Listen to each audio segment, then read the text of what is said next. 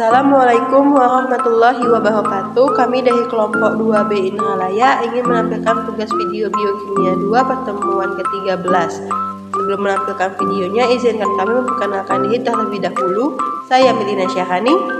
Saya Ria Istiani. Saya Okta Diniarti. Jadi video yang akan kami tampilkan ini mengenai cloning gen. Adapun tujuan pembelajarannya adalah mahasiswa mampu mengkaji implikasi cloning dalam kehidupan sehari-hari. Cloning gen atau kegiatan mengkloning berarti membuat salinan yang identik. Cloning DNA melibatkan pemisahan gen tertentu atau segmen DNA dari kromosom, menggabungkannya ke DNA vektor. Hasilnya merupakan DNA hibrida yang disebut DNA rekombinan. Selanjutnya, DNA rekombinan ditransformasi ke dalam sel inang yang tepat seperti bakteri, virus, atau hadi dan direplikasi untuk membuat banyak salinan dari gen yang dipilih. Adapun bahan dasar atau utama yang digunakan dalam proses cloning gen adalah fragmen DNA, vektor, sel inang, enzim restriksi endonuklease, dan enzim ligase. Proses rekayasa genetika perlu menyiapkan setidaknya 3 jenis DNA yang berbeda, yaitu DNA sel total, DNA plasmid murni, dan DNA vektor. Pada video kali ini, kami akan menjelaskan lebih lanjut terkait proses cloning gen dan seleksi cloning gen secara detail. Jadi langsung disimak saja video berikut ini. Proses rekayasa genetika perlu menyiapkan setidaknya 3 jenis DNA yang berbeda. Yang pertama, DNA sel total akan sering dibutuhkan sebagai sumber bahan untuk memperoleh gen yang akan dikloning. Nah, DNA sel total ini dapat berupa DNA dari kultur bakteri, dari tumbuhan, dari sel hewan, atau dari jenis organisme lain. Jenis DNA kedua yang akan dibutuhkan adalah DNA plasmid murni.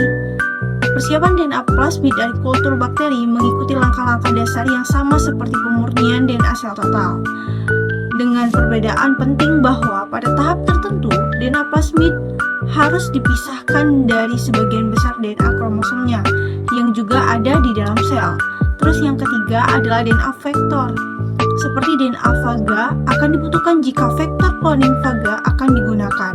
Nah, DNA faga ini umumnya dibuat dari partikel bakteriofaga dari sel yang terinfeksi sehingga tidak ada masalah dengan kontaminasi DNA bakteri. Langkah-langkah dalam cloning gen. Nah, yang pertama, persiapan DNA sel total. Persiapan DNA target dilakukan dengan mempertimbangkan jenis prosedur pemurnian DNA yang paling sederhana, di mana seluruh komplemen DNA dari sel bakteri diperlukan. Nah, untuk prosedur preparasi DNA total dari kultur sel bakteri dapat dibagi menjadi 4 tahap sebagai berikut. Yang pertama, kultur bakteri ditambahkan dan kemudian dipanen. Nah, sebagian besar bakteri dapat ditumbuhkan dengan baik pada media cair atau kultur kaldu. Nah, media kultur ini harus menyediakan campuran nutrisi esensial yang seimbang pada konsentrasi yang memungkinkan bakteri tersebut tumbuh dan membelah secara efisien. Media pertumbuhan bakteri yang khas dapat dilihat sebagai tabel berikut ini. Selanjutnya, sel-sel dipecah untuk mendapatkan DNA-nya. Nah, teknik untuk memecahkan sel bakteri dapat dibagi menjadi metode fisik di mana sel terganggu oleh kekuatan mekanik dan metode kimia. Nah, sel tersebut akan terjadilah proses lisis yang disebabkan oleh paparan bahan kimia yang mempengaruhi integritas penghalang sel.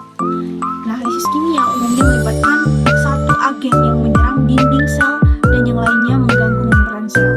Kemudian, ekstrak sel ini diperlukan pemurnian untuk menghilangkan semua komponennya kecuali DNA. Berbagai metode dapat digunakan untuk memurnikan DNA dari campuran ini. Salah satu pendekatannya adalah memperlakukan campuran dengan reagen yang mendegradasi kontaminan sehingga memisahkan lautan murni DNA. Metode ini menggunakan kromatografi penukar ion untuk memisahkan campuran menjadi berbagai komponen sehingga DNA tersebut dipisahkan dari protein dan RNA dalam ekstrak. Terakhir, DNA yang dihasilkan telah terkonsentrasi. Yang kedua, persiapan DNA plasmid. Pemurnian plasmid dari kultur bakteri melibatkan strategi umum yang sama seperti preparasi DNA sel total. Kultur sel yang mengandung plasmid ditambahkan dalam medium cair, dipanen, dan diekstrak, lalu sel tersebut disiapkan. Protein dari RNA dihilangkan dan DNA mungkin terkonsentrasi oleh pengendapan etanol. Dalam preparasi plasmid selalu perlu untuk memisahkan DNA plasmid dari sejumlah besar DNA kromosom bakteri yang juga ada di dalam sel. Ketiga, pembentukan DNA rekombinan.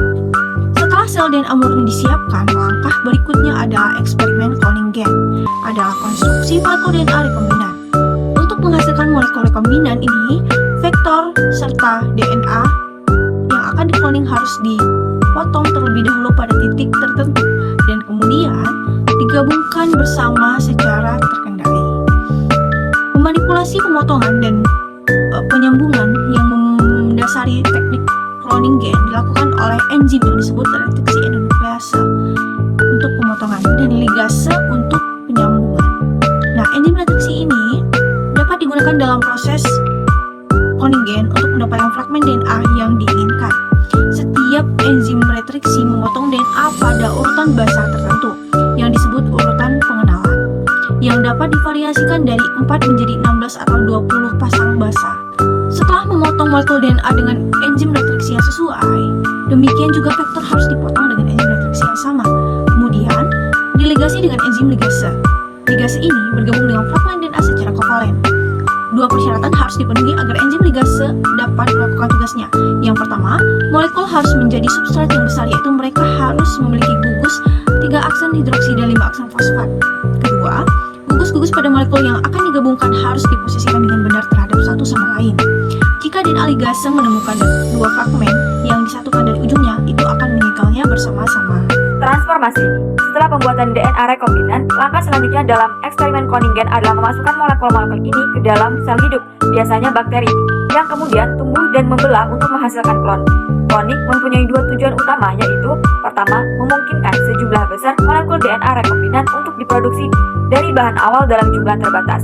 Pada awalnya hanya beberapa nanogram DNA rekombinan yang mungkin tersedia, tetapi setiap bakteri yang mengambil plasmid kemudian membelah berkali-kali untuk menghasilkan koloni setiap sel yang berisi banyak salinan molekul. Fungsi penting kedua dari cloning dapat digambarkan sebagai pemurnian. Pemurnian molekul yang diinginkan dicapai melalui cloning karena bagi satu sel tidak biasa untuk mengambil lebih dari satu molekul DNA. Setiap sel memunculkan satu koloni, sehingga setiap klon yang dihasilkan terdiri dari sel-sel yang semuanya mengandung molekul yang sama. Berikut merupakan contoh dari proses transformasi. Kelima, seleksi rekombinan. Penyerapan dan retensi plasmid stabil biasanya dideteksi dengan mencari ekspresi gen yang dibawa oleh plasmid. Kebanyakan faktor cloning plasmid membawa setidaknya satu gen yang memberikan resistensi antibiotik pada sel inang.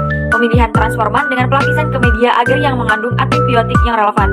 Akan tetapi, perlu diingat bahwa resistensi terhadap antibiotik tidak hanya disebabkan oleh adanya plasmid dalam sel yang diubah. Gen resistensi pada plasmid juga harus diekspresikan sehingga enzim yang mendetoksifikasi antibiotik dapat disintesis. Ekspresi gen resistensi dimulai segera setelah transformasi, tetapi akan membutuhkan beberapa menit sebelum sel mengandung cukup enzim untuk dapat menahan efek toksik antibiotik.